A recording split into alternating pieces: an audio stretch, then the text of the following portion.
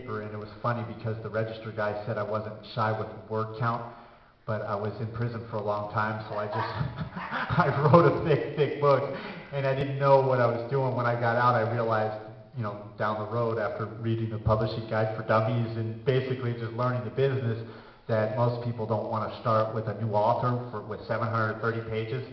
So since then, I've gone to the other extreme, and now I write really thin prison books that are short. And so now I'm like going from one extreme to the other, and now I'm going to the middle. So isn't that how us addicts and recovery are? We're just extremists from one end to the other. So I've gone from both spectrums, and you know, I've had some awesome blessings where, because a lot of my writing, it gets into prison, and it gets into the drug war, and it gets into the courts, and like I'll have a good cop and a bad cop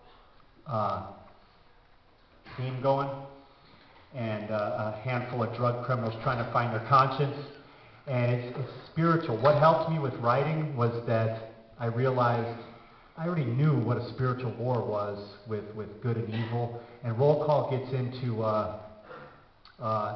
it gets into how the drug war is like the forbidden fruit in the Garden of Adam and Eve, and how like the drugs will reveal more, just like the devil was tempting them with, you know, God doesn't want you to eat of this fruit because you will learn good and evil.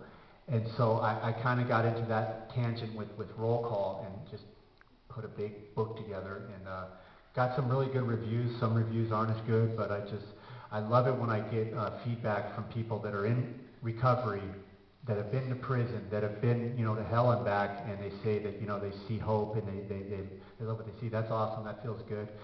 From roll call, I wrote the sequel to it upon release from prison, and that's really the struggle of starting over, and it kept the same characters going. That one doesn't sell as well, but it's the closest to my heart.